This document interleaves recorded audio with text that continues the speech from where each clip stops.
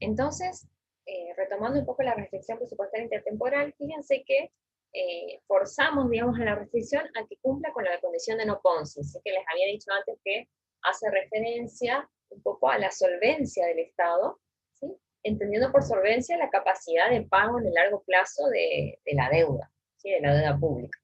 Entonces, digamos, aparte de la solvencia, podemos hablar de otras características de la posición fiscal, ¿sí? Que donde las más relevantes, digamos, son los términos solvencia, sostenibilidad y liquidez, ¿sí? O características deseables, digamos, de la posición fiscal. Donde solvencia y sostenibilidad entonces hacen referencia a la capacidad de pago en el largo plazo del Estado.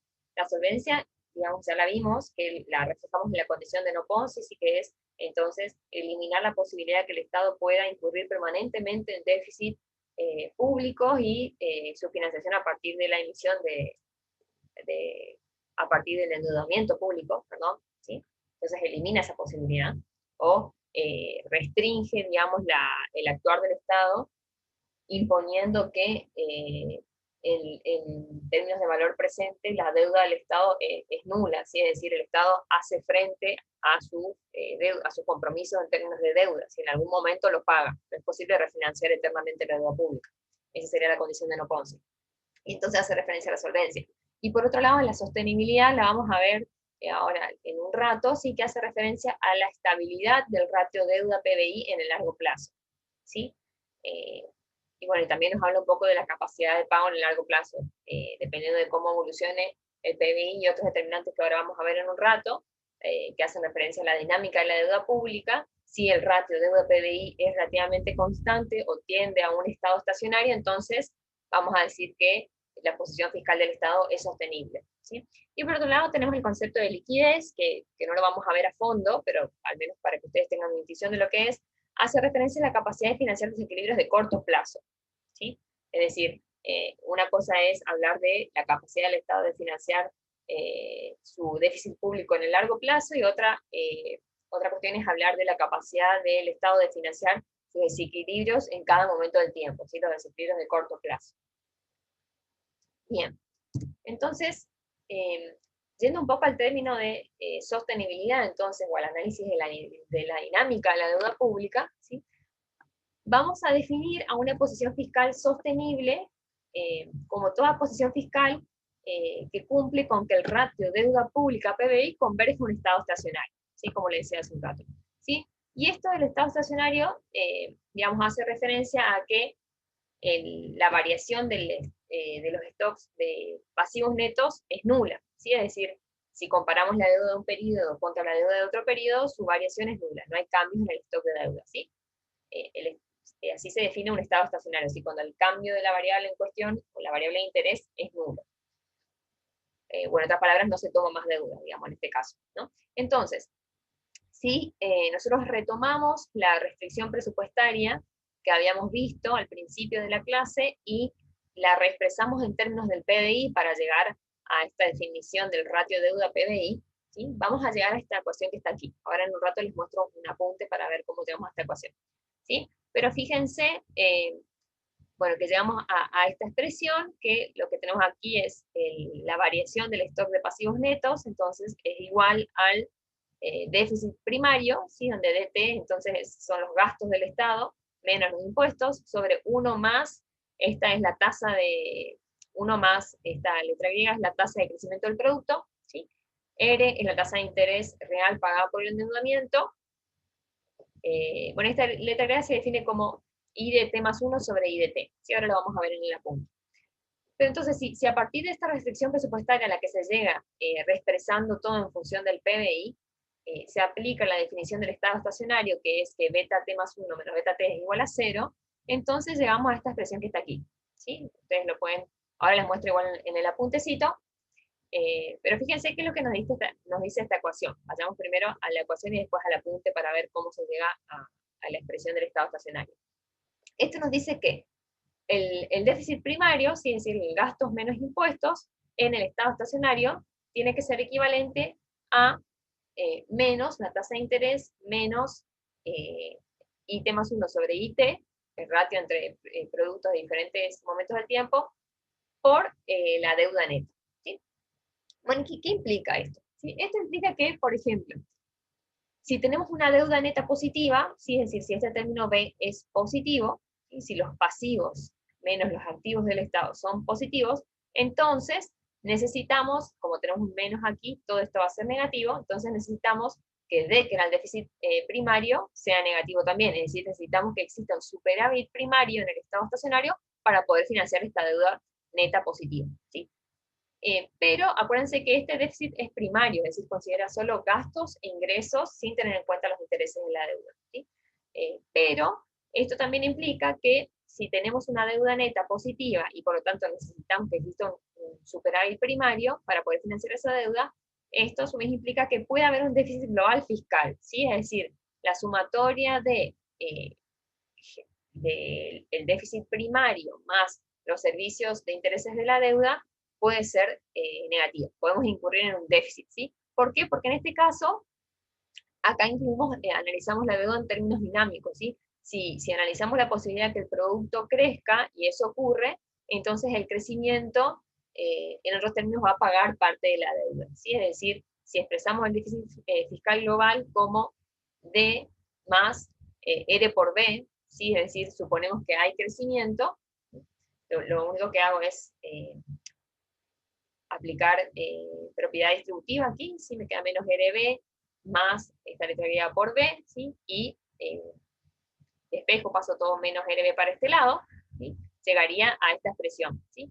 Que lo que me dice es que es, digamos, lo que le decía hace un rato, entonces, cuando tenemos una deuda neta que es positiva, podemos tener, o necesitamos en realidad, tener un superávit primario en el estado estacionario, es decir, que los ingresos sean superiores a los gastos, pero de todas formas puede existir un déficit fiscal global, es decir, podemos con el déficit primario, con el resultado primario, no cubrir los intereses de la deuda porque parte de la deuda o de los servicios de los intereses puede ser pagado por el crecimiento del producto, ¿sí? Esa es una de las primeras implicancias.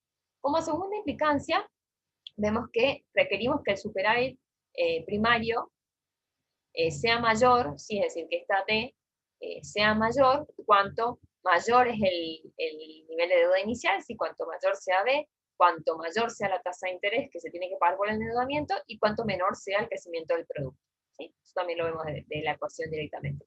Otra de las implicancias es que, dado el nivel de superávit primario, si dado B, las economías que crezcan más van a converger en un ratio de deuda PBI mayor, ¿sí? ¿Cómo le vemos a eso?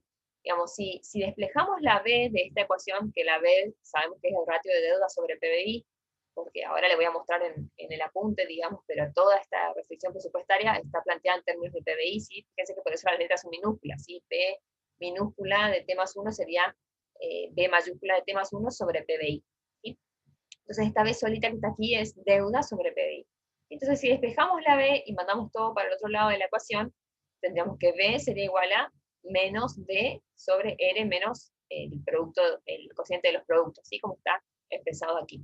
Entonces fíjense que acá podemos ver que dado el nivel de superávit primario, dado el valor de D, las economías que crezcan más, es decir, que tengan este parámetro más alto, van a converger a un ratio de deuda sobre PBI, o sea, van a tener un valor de B relativamente más alto, ¿sí? ¿Cómo es posible eso? Es posible gracias a que el mayor crecimiento del producto va a permitir pagar los valores crecientes de servicio de deuda, ¿sí? Y así también, si tomamos esta expresión, ¿sí? De la deuda en términos del PBI, podemos ver que dado el nivel de superávit primario, es decir, dado el valor de D, aquellas economías que se enfrentan a una tasa de interés más alta, o sea, que el valor de R sea más alto, tendrán un ratio de deuda PBI más elevado, ¿sí? Ahora entonces les comparto la otra pantalla para que podamos ver lo de la dinámica de la deuda pública, ¿sí? Fíjense lo que les decía, para llegar a esa restricción presupuestaria en términos de PBI, lo que tenemos que hacer es partir de la restricción presupuestaria de cada periodo, que ya lo habíamos visto, que está aquí, ¿sí? Que nos dice que la variación de los activos, de los pasivos netos, tiene que ser igual al gasto público, más los servicios de la deuda, ¿sí? El pago de intereses, digamos, menos los ingresos del Estado. Entonces, si medimos esas variables en términos de PBI, o sea, dividimos cada una de ellas por el ingreso del periodo T o el PBI del periodo T, ¿sí? A cada una de las variables expresadas en términos del ingreso, las expresamos en minúsculas, ¿sí? Para darnos cuenta. Fíjense, entonces tenemos este cociente, y la deuda en términos de PBI del periodo T es igual al gasto público en términos del PBI para el periodo T, más la tasa de interés por la deuda pública del periodo T en términos de PBI, menos los ingresos del Estado en términos de PBI. ¿Bien? Y fíjense que entonces este parámetro es equivalente a la tasa de crecimiento del producto, porque si pasamos esto como una anotación adicional, ¿sí? Si pasamos este 1 que está sumando para este lado restando, vamos a tener que este parámetro es igual a la tasa de crecimiento del producto, ¿sí? IT más 1 sobre IT menos 1, no es otra cosa que la tasa de crecimiento del producto. ¿Sí? Entonces, trabajamos un poco algebraicamente y dividimos miembro a miembro, por 1 sobre 1 más ese parámetro, ¿sí? Fíjense que acá divido el primer miembro de la ecuación por este término, y también el otro lado derecho de la ecuación por ese miembro, divido, ¿sí? Y luego trabajo un poquitito algebraicamente, si no voy a seguir el paso a paso para que no se extienda tanto el video. Ustedes pueden seguir bien los pasos, está todo explicadito. ¿Sí? Después hacemos otro pasito algebraico que es restar miembro a miembro el valor de la deuda en T, de la deuda en términos netos de T. ¿Sí? Bueno, y así van a llegar a esta restricción presupuestaria, que es la que estaba en el slide. ¿Sí? Y luego, a ver, esperen un segundo. ¿Sí? Si tomamos esa restricción presupuestaria, entonces, y definimos a una posición fiscal como sostenible cuando el ratio de deuda PBI tiende al estado estacionario, donde el estado estacionario implica que la variación de los pasivos netos es nula, ¿sí? Es decir, que BT más 1 es igual a BT, entonces la condición va a ser que esto es 0, ¿sí? Entonces 0 igual a toda la ecuación que está del otro lado, la expresión que está del otro lado, perdón, y lo reexpreso en función de la deuda, ¿sí? Donde fíjense que ahora las variables y los parámetros no hace referencia a ningún momento del tiempo porque estamos hablando del estado estacionario, y así llegamos a la expresión que estaba en el slide. ¿Sí? Vuelvo entonces al slide. Bueno, ¿sí? Entonces así podemos analizar la sostenibilidad de la posición fiscal del Estado, ¿sí? Analizando, en definitiva, cómo evoluciona la deuda pública en términos de PBI. Bien.